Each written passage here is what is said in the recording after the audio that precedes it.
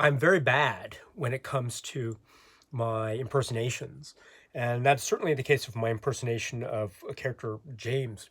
I can't do a good James impersonation for the life of me, but here I will try. Just you. One, two, one, two, one, two, one, two.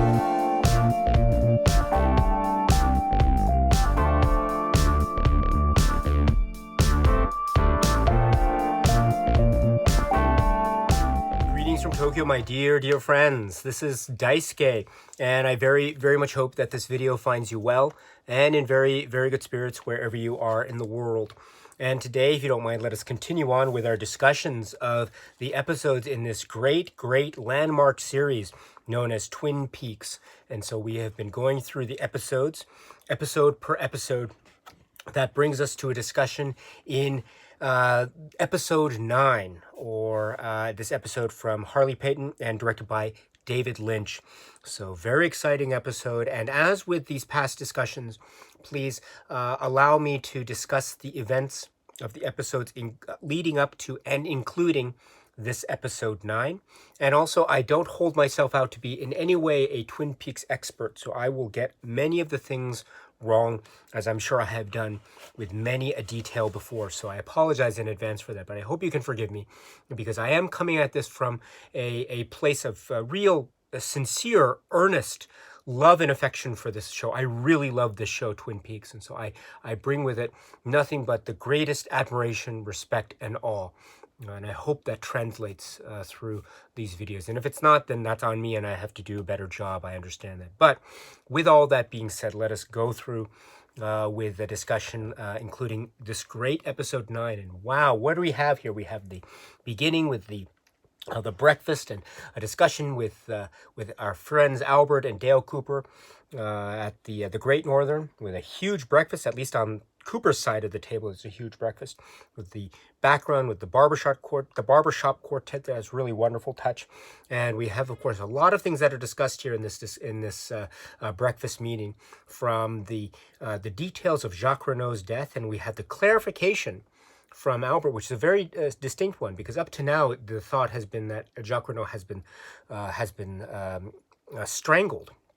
But in fact, Albert clarifies that the cause of death was indeed suffocation, and he goes into detail about how Jacques Renault was suffocated. And we recall the scene where this occurred in the hospital, the suffocation with his hand taped by none other than Leland Palmer, that we saw from a past episode. But they don't know this yet, although that's part of the investigation going forward. Also, Albert reveals that his forensics investigation leads him to the conclusion that the mill was indeed arson.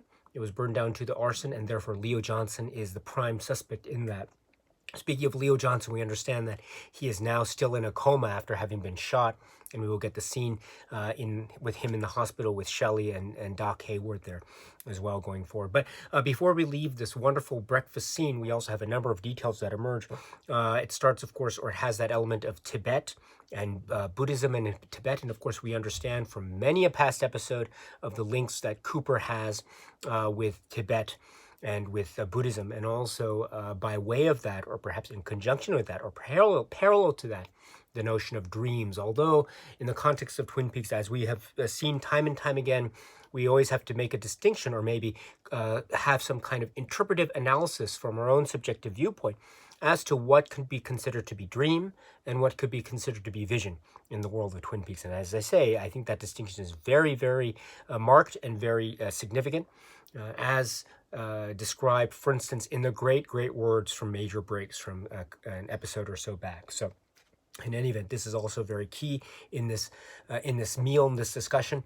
Also very key to we get a little bit more about the waiter and Albert trying to talk with the waiter, and from his vantage point, maybe not getting so far. There's those details. Also, the revelation, or the confirmation that Ronette has apparently come out of her coma, and so that will lead to a scene later in the episode of Cooper, again with Sheriff Truman. We're going to see her, a great scene involving stools, by the way, next to the bed. And also in this scene, we get a mention of a name, which sounds like a very interesting name, does it not? Which is none other than Wyndham Earle.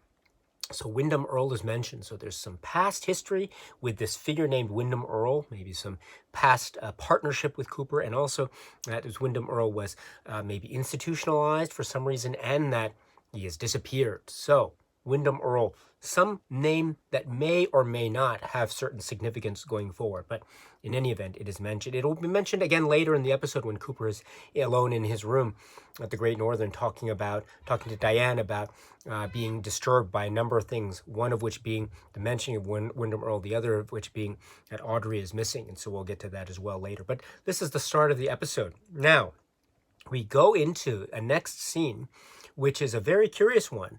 I should say here, let me take the opportunity to remedy something that I overlooked in my previous video discussion in Twin Peaks. In the last episode, episode 8, there is a great scene that I forgot to mention, which is a scene in the Hayward's house where they invite the Palmers over, and it's a type of celebration and of the memory of Laura Palmer. And so you have Harriet reading a poem, or reciting a poem that she composed about Laura Palmer and the memories that she has of her, and also Gersten Hayward. We see Gersten Hayward, the wonderful Gersten Hayward, and the piano. And the piano performance, and which is then embellished, if you will, by the almost ad hoc performance by Leland Palmer. There is really quite hyper speed, if you will. But Gersten Hayward's appearance is very important here, very significant, and this scene is also very significant or very significant and very cool for two or many reasons. Two of which I'll mention right now.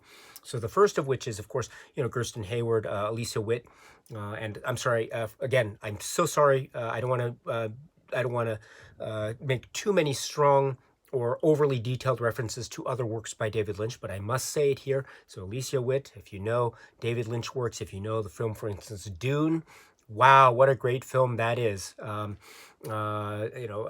how can this be? For he is the Kwisatz Haderach. So yes, so maybe in another video discussion, if it's not done already, we'll have a discussion on Dune.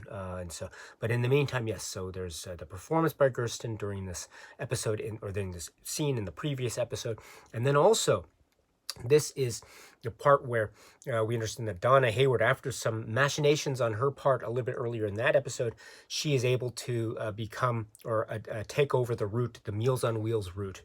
And she relays this to Madeline during that scene. And so this is significant too, because in this episode, episode 9, this is where we get a scene of the Meals on Wheels.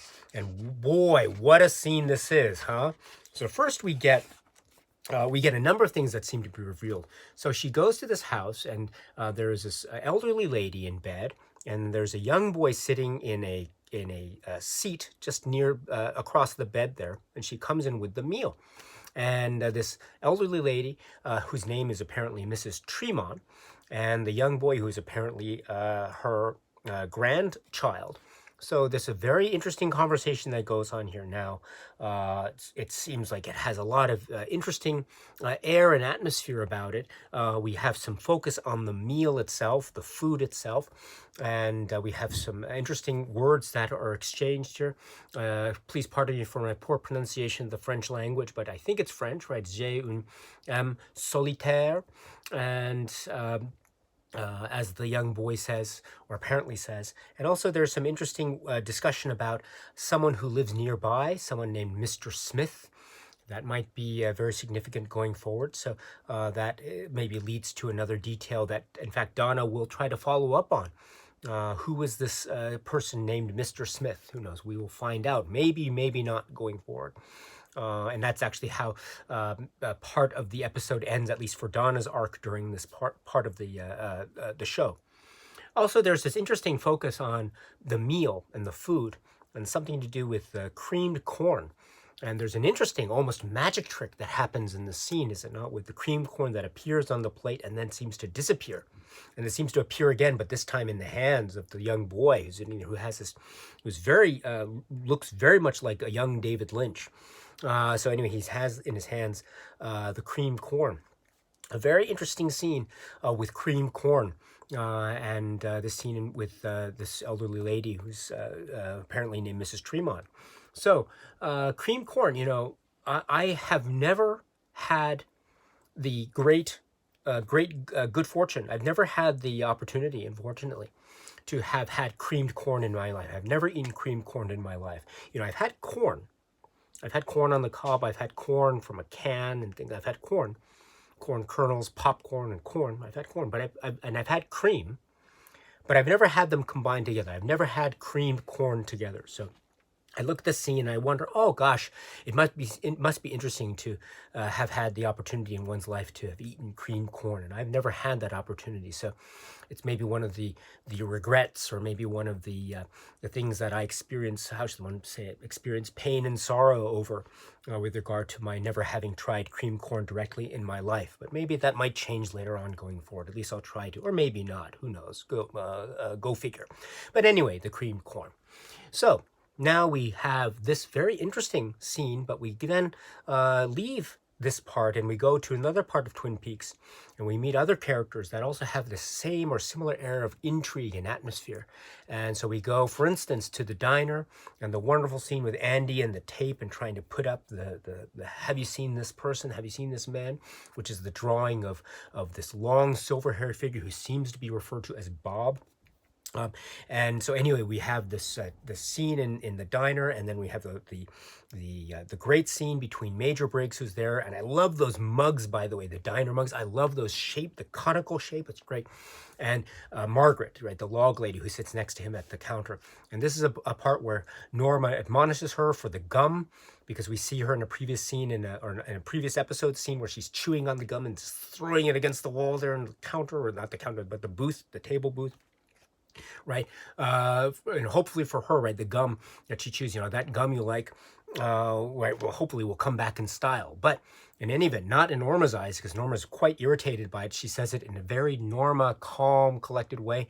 Don't do that anymore, Margaret. And Margaret has that look, I'll have a bear claw. Ugh. And so, but then there's a great conversation between her and Major Briggs. And there's a conversation, actually, I should be more specific. There's a conversation between and among her log, and Major Briggs. And then so there's a message or something that the log will say, which she will translate for him, which is deliver the message. And Major Briggs, without almost a beat of hesitation, he says, I think I understand.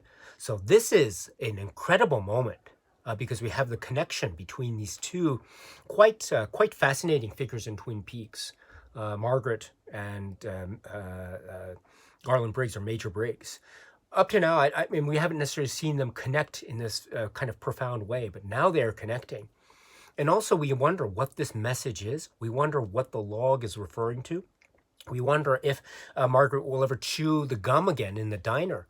We wonder also what Major Briggs is thinking as we go to the next scene. But this is very curious. Deliver the message. What is this message? We might get a sense of what a message is later on, because there will indeed be a scene involving Major Briggs and a message, maybe a number of messages. And we might get a sense of that later. But let's hold off on that part of the discussion for now. But in the meantime, we have more intrigue in this episode, do we not? I mentioned, for instance, we have the scenes involving Ben and Jerry, and what are they going to do? Which ledger from the mill are they going to burn? Because there's pros and cons for burning the fake one versus the real one. And they go through that, and she's chewing the leg there. And they said, "Oh, what are we going to burn? We don't know. Let's roast some marshmallows instead." That's a great choice. If you're going to choose which ledger to burn and you can't decide, the best choice is to roast some marshmallows. That's wonderful. And then Leland comes in, and Leland tries to ingratiate himself back into the good graces of Ben and Jerry, but it doesn't quite seem to work, and Ben is still quite irritated to the point where he says, maybe half in jest, maybe not, to Jerry, kill Leland. So it ends on a kind of comic yet ominous note as we get to other parts of this world of Twin Peaks. Now, I mentioned Shelley and Leo Johnson and Doc Hayward here. So Doc Hayward, again, is showing a lot of talent. He is just all over the place in this one. I should take a moment and say, maybe in my past discussions, I might seem a little bit on the negative take when it comes to the character of Doc Hayward. And I don't mean that. I really don't mean that. I really should apologize if I seem somewhat negative when it comes to Doc Hayward. Not at all. I think he's very much a very talented person. He is a person of many, many talents. And indeed, he has a glow and a warmth and a type of energy that anchors the show in a sense of morality and goodness. And that is very important. That is incredibly important in this world of Twin Peaks. Also, he is shown to be someone who might not necessarily be free of fault, because he does have a sense of maybe not necessarily showing bursts of anger or things of that nature, but he is a father, and he is in certain moments of the show struggling in his role as a father, in terms of his relationship with his daughters, including Donna, of course. So there is room, I think, and that type of growth and that type of character development might indeed echo and develop and evolve further on as you get through the show. So this is my moment to say, I am very much behind Doc Hayward. All of his talents, notwithstanding, but all of his talents combined, of course, including that he is also a doctor here at the hospital and also looking after Leo, and apparently can take care of Leo, who's under this coma after having been shot. And so the idea is that he probably might not be. He might not recover to the same Leo that we saw him at the start of the show. So Shelley here seems to be very sad about this, but a little bit later we see her together with Bobby in the car, and they're listening to the radio. They change the station, and then they talk about how she can get disability checks by virtue of Leo's condition. And so this might be a type of windfall for the two of them. And so that is a financial opportunity that he encourages her to think about, or at least they can work in cahoots and try to take advantage of the situation to try to get some money. And this is, of course, another scene where Shelley and Bobby, who obviously have the hots for each other, they really love each other, do they not? And there's a lot of this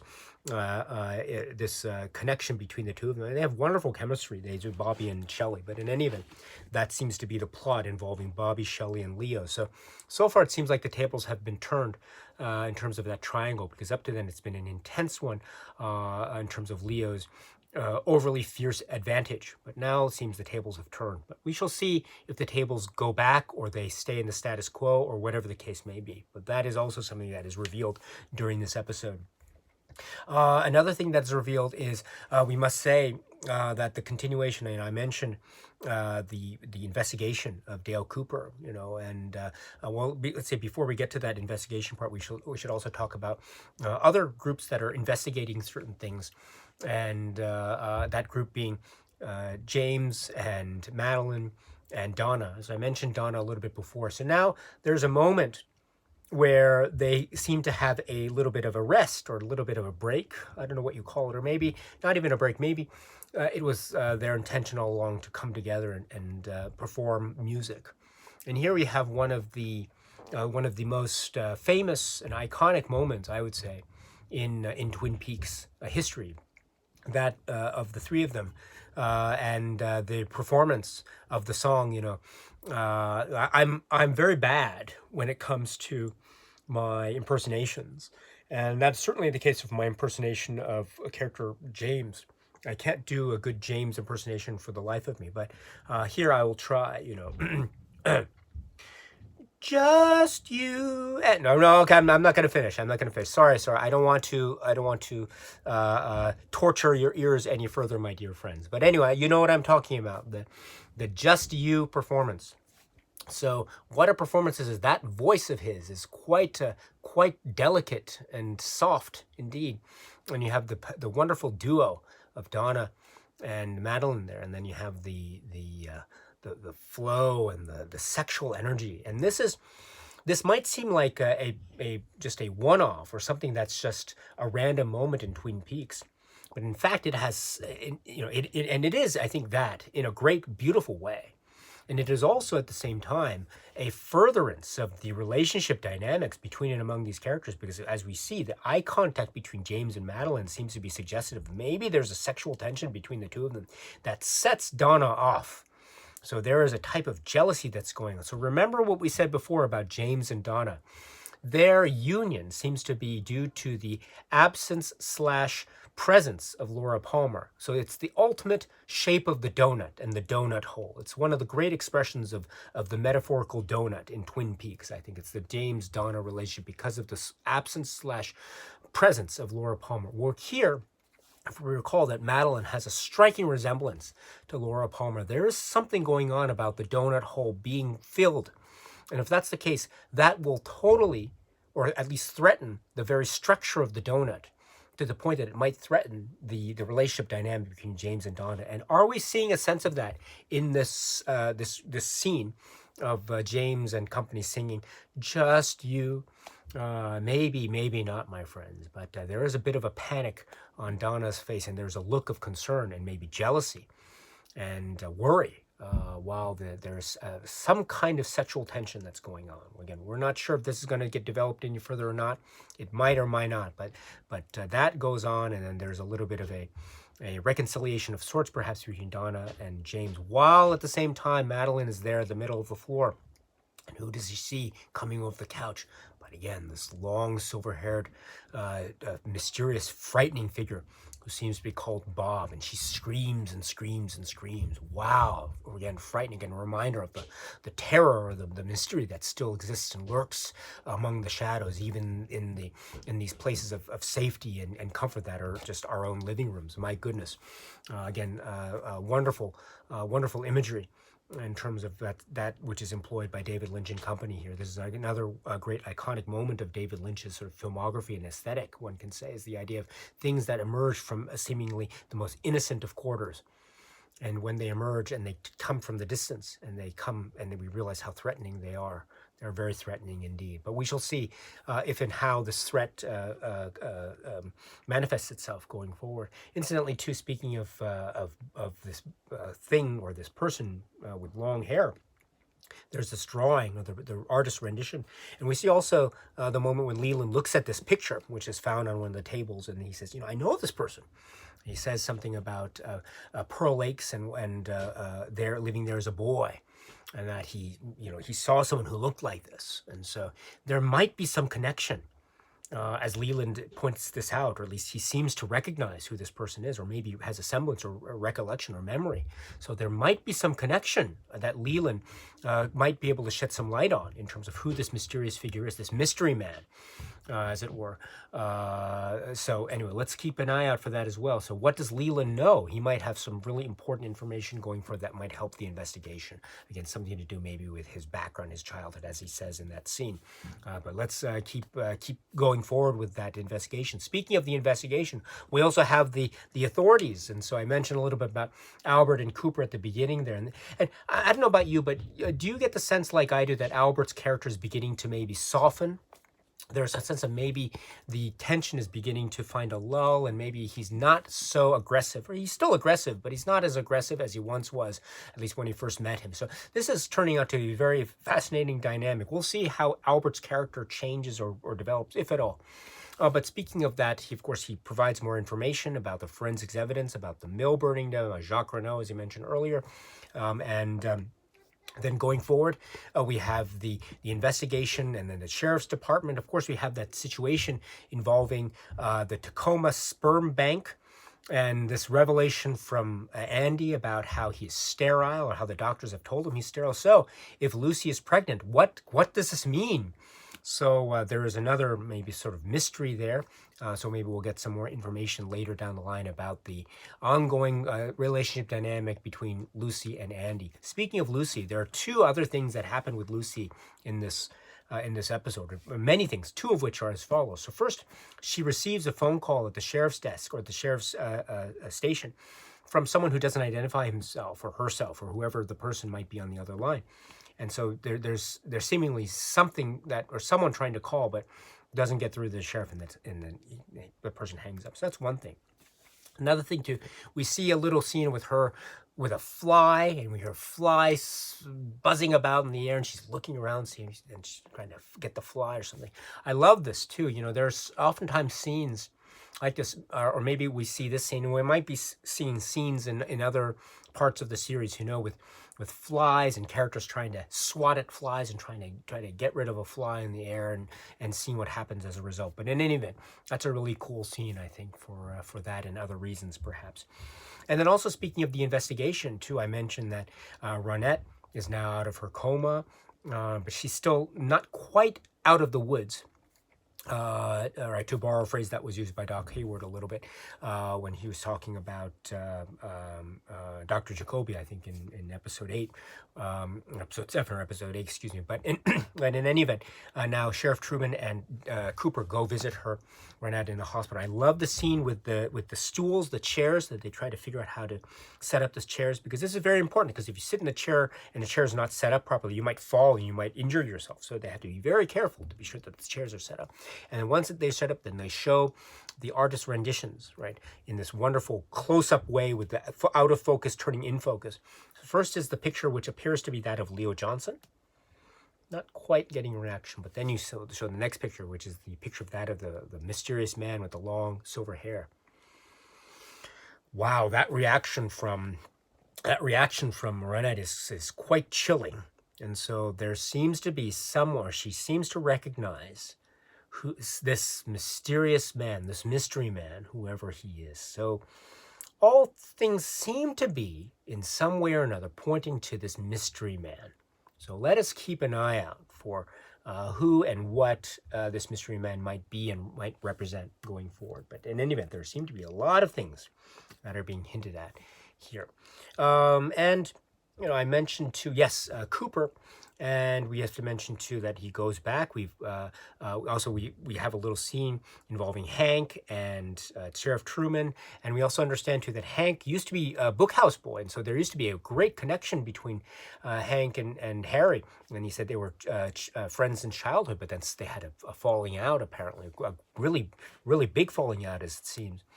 And this is also where Ben Horne calls into the sheriff's station to say that Audrey's been missing for a couple of days. So this is a very shocking bit of news. This shocking news is then, of course, repeated by Cooper later in the episode. And I mentioned it earlier in this discussion. First, he mentions this point about this person who seems to be named Wyndham Earl. And then he also mentions how the disappearance or how Audrey has been missing or hasn't come home yet. This is something that's affected him personally. And this is also where we have the return, the reemergence of Major Briggs. We saw him earlier in this episode. Now we see him again. Something to do with a message, right? Now, we don't get any specifics about what Major Briggs does for a living. Remember, Bobby asked him in a previous episode, what does he do? And he says it's classified, it's confidential. And he doesn't reveal too many secrets about his job, about what he does or his mission. But he does reveal something here, and it might be something to do with a message. Remember what the log said, as translated by Margaret, deliver the message. Well, maybe this is the message that we were listening to, or we were talking about in that scene in the diner earlier in the episode.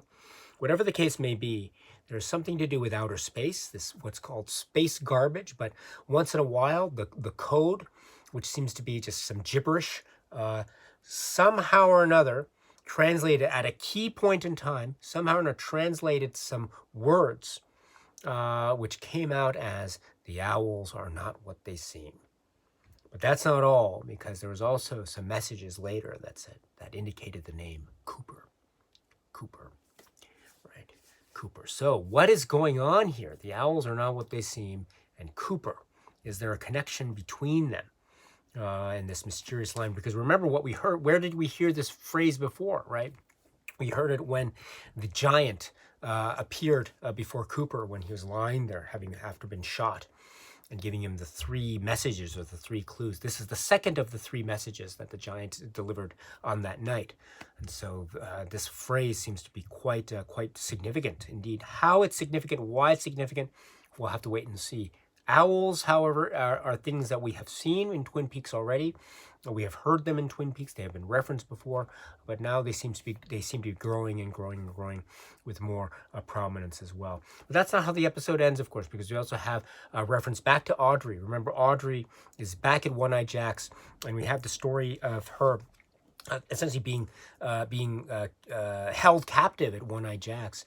With Blackie, and also we see our someone from the past, from previous episodes, none other than Emery Battis from Horne's department store, and he's tied up there, and so he's in a very precarious situation. This is where he reveals, under stress or duress, that Laura was she was the perfume counter, and she was there at One Eye Jack's, the prostitution ring, but she wasn't there for very long, and the like. And so it's revealing more of the underbelly of Twin Peaks and One Eye Jack's and Benjamin Horne and Blackie.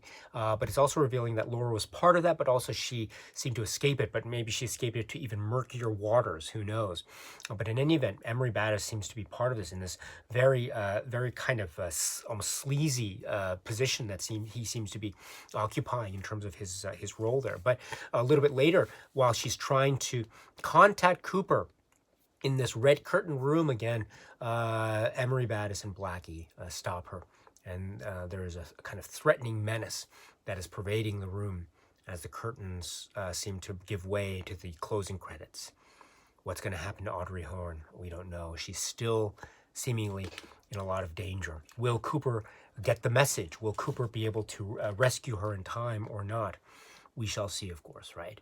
We shall see. So, yes, so much going on in this episode, I must say. So many great things, so many frightening things, so many cool things, so many funny, charming things, so many lovely things, so many things that are furthering the world of Twin Peaks, the mystery, the investigation, while also giving us a sense of what is going on, what are these details that may or may not hold any significance. Maybe these are details we'll just see once and never see them again.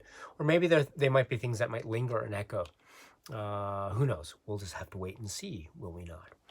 And that's part of the fun of watching a great series like Twin Peaks.